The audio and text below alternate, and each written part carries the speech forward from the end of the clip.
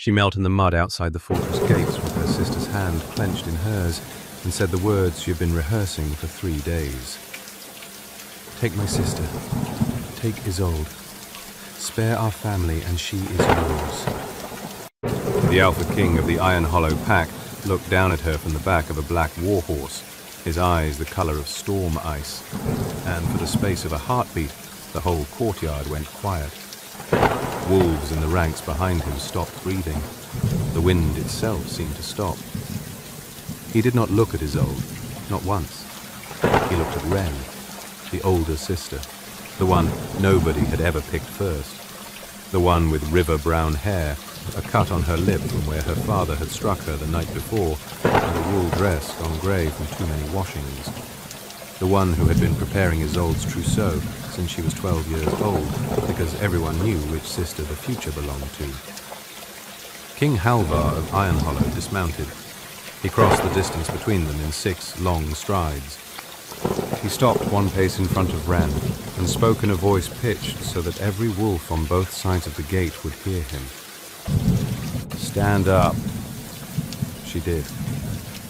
"Who taught you to do that?" "Do what, my lord?"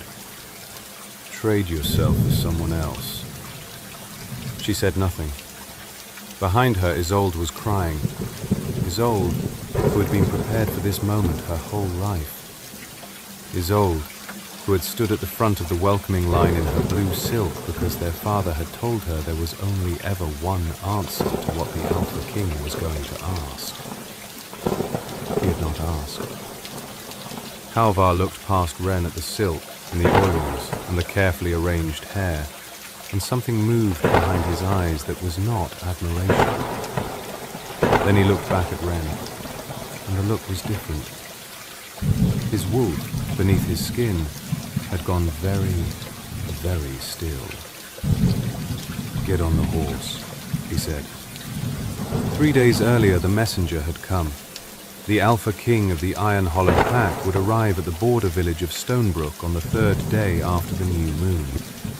He would select from the house of Corradine, the wolf blood line that had once served the Iron Hollow throne, a consort candidate. This was not a courtship. This was a summons.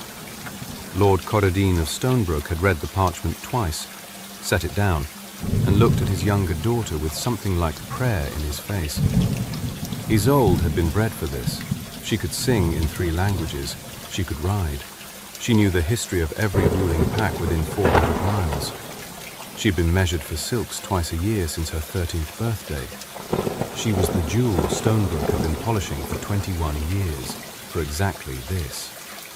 Ren, the older daughter, had been useful in other ways. She mended. She boiled down herbs for the healer.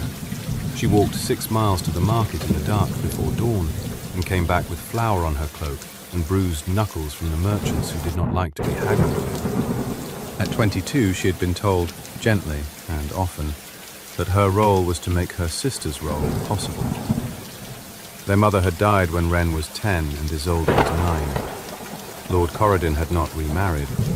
He had simply redistributed the love he had left, and Isolde had gotten most of it. Ren had a locket from her mother, silver, tarnished, on a chain she never removed. Inside was nothing, or what looked like nothing. A pinch of fine grey ash and a strand of braided hair so old the colour was gone. Her mother had said, on the last night of her life, in a voice so soft Ren had to lean down to catch it, "When you need it, you will know it is real." Ren had never understood what was supposed to be real. She had assumed her mother had been fevered. She had kept the locket anyway. She was wearing it under her dress the morning she knelt in the mud and offered her sister to a king. The ride to the Iron Hollow fortress took 11 hours. She rode in front of him on the horse because he had lifted her up without asking, and there was nowhere else to sit. He did not speak to her, not once in 11 hours. His arm was a wall on either side of her, not touching, and she understood, somewhere under her fear, that the distance was deliberate. She watched the country change. Stonebrook's wheat fields gave way to dark pine, and the dark pine gave way to the black stone ridges of the Iron Hollow Range, and at the crest of the last ridge, she saw it. The fortress rose out of the mountain like something that had grown there. Grey stone, black iron, smoke threading from a dozen chimneys, wolves on the walls, a banner with a single silver spur on a field of storm dark blue. She had heard the stories. Everyone had. The Iron Hollow line was dying. 12 years back, there had been a scandal no one spoke of clearly. A Luna who had betrayed her king, some said with a rival pack, some said with worse. She had been executed. The king had sent her body home in pieces. And since then, no heirs. No pups born in the royal bloodline. The pack producing fewer each year, like a candle running down its wick. They called it the Waning. They called him the last of the spurred. The gates opened. He rode her into a courtyard full of watching wolves and lifted her down without a word. A beater with a scar that split one eyebrow stepped forward and waited for an order. Torburn, the king said. The East Tower. The rooms that were my mother's. Torburn's face did not change, but something passed across it quickly. My lord, not the consort quarters? No. As you say. Wren understood, listening, that something she did not fully grasp had just happened. She understood also, because she was not stupid, that every wolf in the courtyard understood it better than she did. An older woman stepped out of the keep, grey-haired, sharp-cheeked, moving with the measured economy of a person who had lived in stone halls all her life. She wore dark blue and a silver chain of office. Her eyes found Wren and held there, the way a falcon looks at a thing it has not yet decided to kill. My lord, she said to the king, council was expecting the younger. The council was mistaken. I see. Do you? The older woman smiled without warmth. I am always pleased to be corrected by my nephew. Welcome, child. I am Gunhild. I sat beside your king's mother for 40 years. I will sit beside his consort, whoever that is to be, for the remainder of my own. It was an elegant sentence. It drew blood without appearing to. Wren inclined her head and said nothing, because nothing was the only safe answer she could think of, and also because the locket at her throat had, in the moment Gunhild spoke, gone suddenly and inexplicably cold. The East Tower rooms had been shuttered for 20 years. A maid named Rillis unshuttered them in the first hour, opened windows, beat dust out of tapestries older than Wren's grandmother, and lit the hearth herself when Wren tried to do it. Rillis was small, lame in one foot, and had the careful gentleness of a person who had been servant to too many different mistresses to trust any of them. They say he rode past the beautiful one, Rillis murmured. Not quite a question, holding linen. He did. Why, miss? I don't know. The whole court is asking the same. Tell them I don't know either. Rillis looked up. There was something almost like approval in her face. I will not tell them anything, miss. I've learned in this house that a mouth kept shut is a mouth not fed to wolves. She left. Wren sat on the edge of a bed that had not been slept in since the last Luna's mother had died in it, and she took the locket off her throat and held it in her palm and waited for it to go cold again. It did not. It was warm now, almost hot. She thought about her mother's voice on the last night. When you need it, you know it is real. She put the locket back on. Before we go any further into the Iron Hollow fortress, and into what was waiting inside its walls, if you are the kind of listener who loves a slow burn mate bomb where the wolf knows before the man does, take 1 second right now to tap the like button. It genuinely helps me keep making these stories for you. Thank you. Back to Wren. He summoned her to the great hall on the third evening.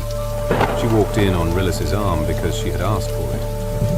The hall was longer than the whole of her father's house. A fire pit burned along the center line. Above the high table hung a banner with a silver spur, and beneath the banner sat a carved wolf throne, and on the throne sat the king of Ironhollow, and at his right hand stood Gunhild. The council table was full, 15 wolves, 12 of them male, all of them older than Ren, all of them watching her walk the length of the hall with the careful attention of creatures deciding whether to eat her. "Come forward," the king said. She came forward. "Gunhild has a question for you." Gunhild smiled thinly. "Child, do you know why your mother left the Ironhollow court?" Ren stopped walking. "I did not know she had ever been in the Ironhollow court." "Ah," said Gunhild, and the smile deepened. "So no one told you? Interesting. She was a maidservant here. She left in the year of the Luna's execution. She was pregnant, some said. She went to Stonebrook. She married a minor lord with a failing harvest, and she never came back. Then she died. You were 10, I believe." Ren's hand rose to the locket before she could stop. Gunhild's eyes tracked the movement. "Is there something in your throat, child? A keepsake? May I see it?" "No." There was a long, stone-cold silence in the hall. The king said softly, "No is the right answer. Sit down." Gunhild sat, but she did not stop watching the locket. He came to the east tower alone that night, without announcing himself. Rillis was asleep in the antechamber. Ren was awake. She had not been able to sleep since the hall. She was sitting in the window with the locket in her lap when he stopped in the doorway and did not come further in. "May I enter?" She looked up. He was standing 3 paces outside the threshold, the formal distance for a visiting lord with a lady not of his house. "You are the king of this castle?" "That is not what I asked." She considered him. The storm ice eyes, the scar at the line of his jaw she had not seen before. The way he was holding himself so carefully still, as if stillness was the only gift he knew how to offer. "You may enter." He crossed the threshold. He sat in the chair across from her window at the other end of the room. "I owe you the truth about why you are here," he said. "You are Odin, and if, after I tell you, you wish to go home, I will return you to Stonebrook in the morning with an escort, a dowry, and a letter that will ensure your father does not harm you for having been seen by me when you were not chosen. You do not have to stay. I need you to know that first."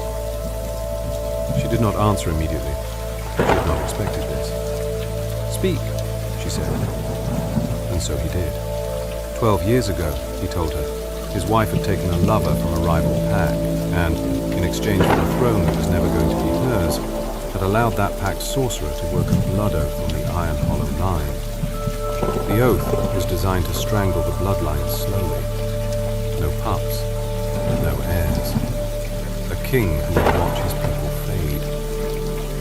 She had confessed everything under Truthstone before she was executed, and had laughed at the end, because the curse was already set and could not be undone by her death. It could only be undone by what she had never been, a consort whose loyalty was proven, not given.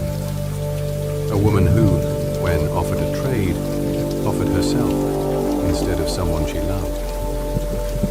"My wolf knew you at the gate," he said, "before I did, before you stood. I did not come to Stonebrook for your sister. I came because my wolf had been pulling me east for a year, and I did not know why. Why did you not tell me this on the road?" "Because if I had told you on the road, you would not have trusted me. You needed to see the court first. You needed to see what you would be inside of it. I will not trap a person into saving me. And if I say no, then I go home tomorrow alone, and the line ends in me, and my people will understand that the end was my burden to carry, not yours." She looked at him for a long moment, at the stillness, at the weight he was not asking her to lift. "Tell me the rest," she said. "Tell me about Gunhild." "She was my mother's sister." She was in the hall the day the oath was worked. I have never been able to prove her part. Tonight, when she asked about the locket, I understood that she had known all along that there was something more to your mother than a runaway maid. She has been watching for you for 12 years. And you brought me here anyway. I brought you here because I trust my wolf, and I trust my counsel. And because if she moves against you, she will move in the open, and I will finally have her. Wren looked down at the locket. It was warm in her hand now. It had been warm since she crossed the Iron Hollow threshold. I am going to stay, He said. He closed his eyes, just for a second, and she understood, watching him, that she had just given him something he had not let himself hope to receive. Thank you, he said, so quietly she almost did not catch it. He rose. He crossed the room to go. At the door, he paused. Wren? Yes? You should know what she did to me. The betrayal. I was 20 years old when I married her. I thought she hung the moon. I have spent 12 years not being able to look at a woman without wondering what she wants from me. And then you knelt in the mud for your sister. And my wolf stood up inside me for the first time in 12 years. He did not wait for her to answer. He left. She sat in the window for a long time after. The locket in her hand did not cool. In the days between the confession and the feast, she was allowed the run of the fortress. Not freedom, exactly. She understood that. A guard named Olin walked 6 paces behind her wherever she went, but the doors opened for her, and the pack stepped aside when she crossed a corridor, and on the second of these days she wandered, without meaning to, into the training yard. Halvar was there. Shirt on, thankfully, because it was cold. He was sparring with Torbern, blunted steel, the dry thud of blade on leather ringing off the stone. She stopped at the edge of the yard. He saw her, and his arm dropped mid-strike. Torbern caught him a hard, easy blow on the ribs. My king, pay attention. I was, just not to you. Torbern made a sound that was almost a laugh. Wren had not yet seen anyone in this fortress make that sound.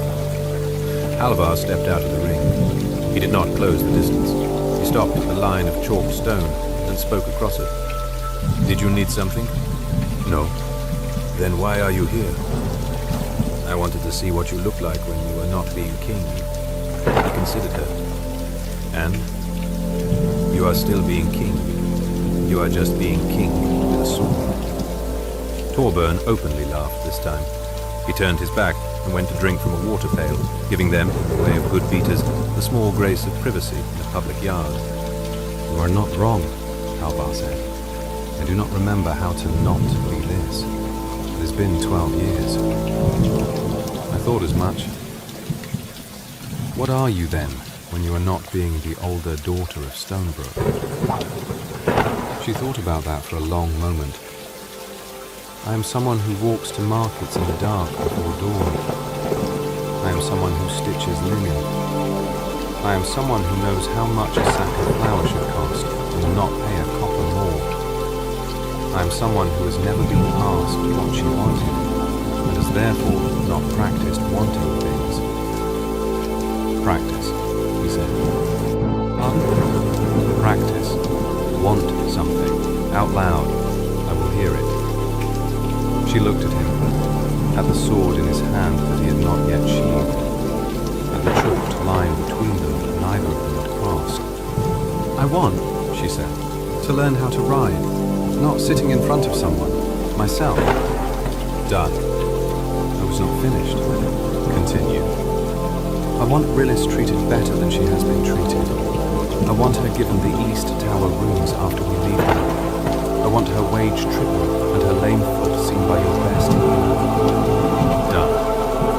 And I want, she said, quieter, to be told before the feast what you expect of me at the feast.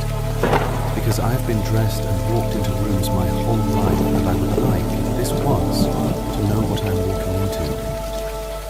He set the sword down. He put both hands on the top rail of the yard fence and looked at them. A man considering, she thought, the shape of his own life. The feast, he said, is where I tell the ruling packs that I have chosen. Gunhild will move against you in it. I do not know how, I only know that she will. My job is to let her. Your job is to be there when she does. Why let her? Because I have waited 12 years to catch her at it. Ren nodded slowly. Then I will be there. Ren. Yes? Thank you for asking.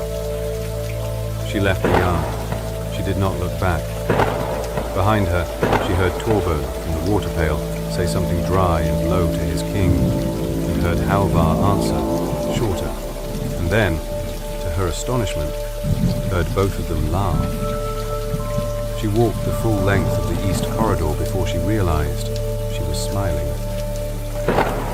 Gunhild moved on the 5th day. It was a feast. Every major pack within the Iron Hollow Reach had been invited to see the king's chosen consort candidate. Ren wore a dress the color of pine needles. She walked in on the king's arm, the length of the hall again, past the council table, to the place at his right hand where Gunhild had stood a week before. Gunhild stood now at the lower table, smiling. Halfway through the meal, the servant brought Ren a cup of wine that she had not asked for. She looked at it, and then, because something under her ribs had gone very still, she did not drink it. Rillis, from behind her shoulder, whispered, Miss, I did not pour that. Ren set the cup down. She did not touch it again. At the end of the meal, when Gunhild rose and said she had an announcement for the assembled packs, Ren already knew, in the way that fear teaches a person to know things, that it was going to be the locket. I have, Gunhild said, smiling, a gift for our king tonight. A gift of truth. She produced a document, parchment, wax sealed. The girl who sits at his right hand is the daughter of a maidservant who fled this court 12 years ago. I have had her lineage traced. She is no lord's daughter. Lord Corridin of Stonebrook is not her father. Her true father was a stable hand in this very fortress, executed for theft 9 years before her birth. The hall went silent. I hold the records here. The records our king's chosen is the bastard of a dead thief. She is nothing. She has no bloodline. She cannot be consort. She cannot save this pack. This is not a woman. This is a mistake in a pine green dress. Gunhild let the parchment fall to the table.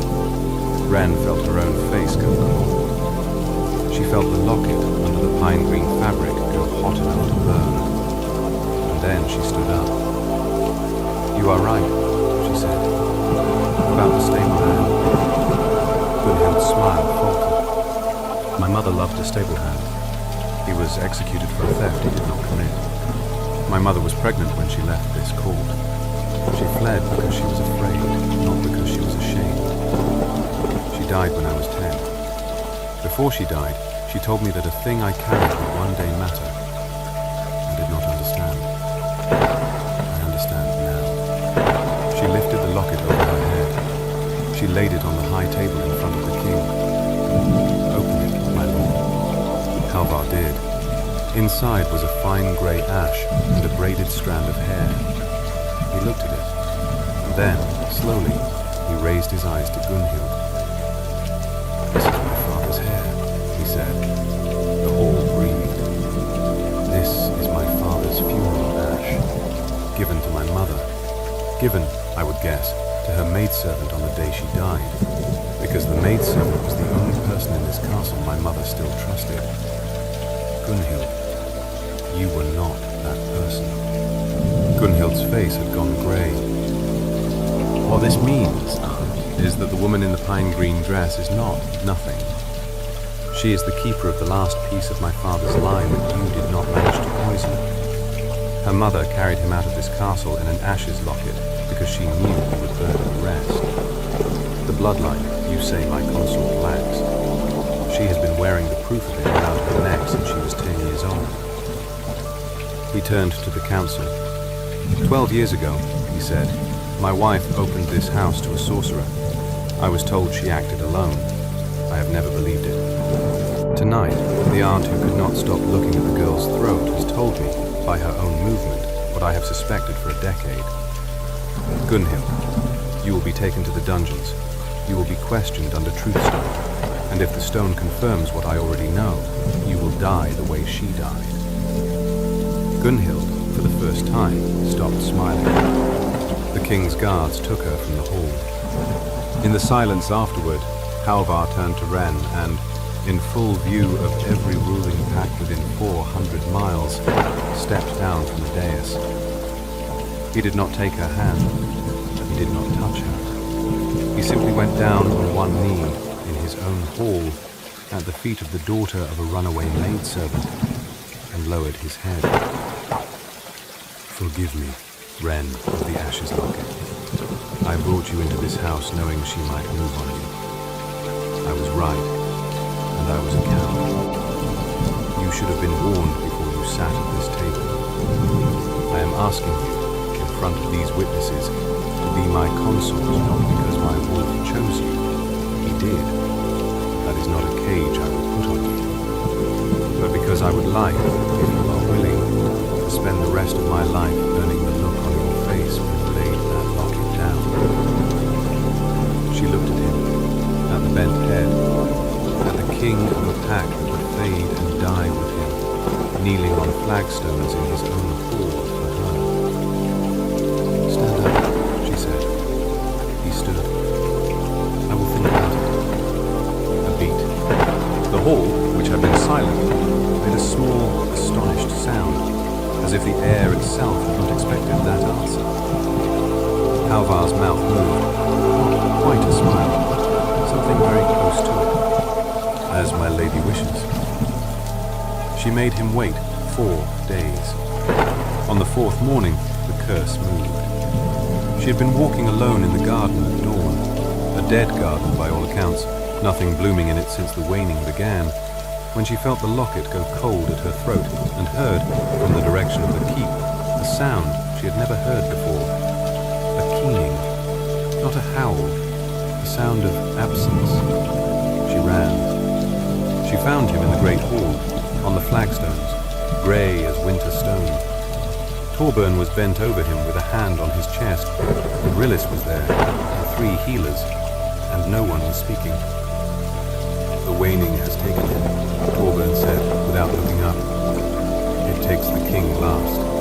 It is taking him now. The line ends before sundown." Ren knelt beside him. She put her hand on his jaw. "Halvar." His eyes opened. Storm ice dimmed. "You took your time," he said. "I was considering the offer." "And?" She took the locket off her throat. She opened it. She poured the grey ash into her own palm and closed her fist around it and felt, for the first time in her life, the thing her mother had told her she would know when she needed it. The ash was not ash. It was power.